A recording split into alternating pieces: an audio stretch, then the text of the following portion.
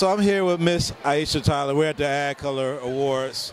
First, I want to know, like, in this new age, you see like people's social media getting tangled up with the corporations they work for, like Jemele Hill. Yeah. And how does that affect advertising when you're still a person on the outside with opinions, but you work for a corporation? Like, how do you protect that as a brand or whatever? I think that's a really, really good question, and I think the issue right now is this is uncharted territory.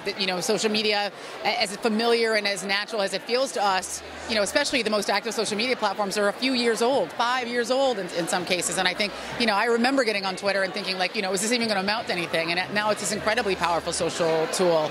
And I don't think we really know how to divide the personal from the professional and the political. I know for myself, I'm lucky because I'm my own entity, but I do think when I tweet or when I post, how would I feel if this was read back to me? How would I feel if this was read back to me in front of my mother? At the same time, I can't divorce myself from my feelings, and I can't divorce myself from critical social justice issues. I think in Jemele Hill's particular case, she was speaking for herself, and I think she's entitled to do so. I think free speech is protected in this country. Doesn't mean there aren't consequences, but I think when you're voicing a concern and you're voicing ideas that are not just your own, but a lot of people share, I don't think you should be isolated for that. I don't think she was saying anything that many other people have said, both in the public sector and also in the political sector. I think in the end, anytime you post something, you have to be willing to take responsibility for it, and that's probably the crux of the issue. But I think as we move further into these tools being more powerful, those lines are going to be re-examined by everybody, by corporations, by individuals. Hate speech is one thing. I think justified political speech is another. I don't think you should be punished for that.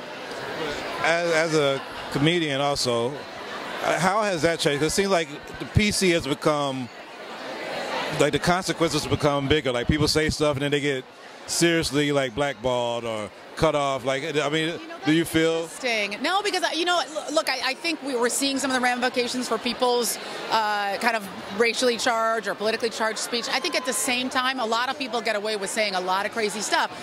The number one perpetrator of that is in the White House.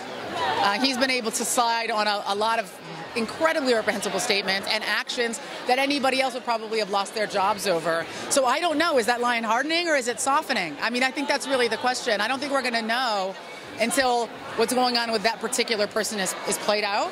And I don't want to live in America where, you need to watch what you say. I don't think that's who we are as a nation. And I think especially now as people are becoming, we're kind of moving, in my opinion, into a new civil rights era, not just for people of color, but for women, but for gays. And I think those groups wonderfully are overlapping and helping each other. I think when you look at the Black Lives Matter movement, that's a diverse movement. There's not just black people on the front line. There's people from every kind of oppressed group in this country on that front line, because we know that freedom for one of us is freedom for all of us. So as we move into this new era of social justice and of civil rights activism, I think hopefully people aren't going to be afraid to stand up for what they believe in. And I think then the rest of us need to also stand up. What's happened with Jemele Hill, people have said, wait a minute, even her compatriots on her own show, I won't come back here without her in her seat. And I think that's the responsibility of the rest of us, is to stick up for people when we see them exercising their constitutional right to free speech. I know that you're always going to share your opinion. No, absolutely. I mean, I can't help it. Occasionally, like late at night, after I've had a couple glasses of wine, I save the tweet for the morning. Let me see how it looks in the cold light of day. But I feel as an American, and especially as a person of color, it's my responsibility to speak my mind and to embolden other people to speak theirs. It's not just a right, but it's an honor to speak out on behalf of the oppressed. And I think it's something we all need to be more aware of every day.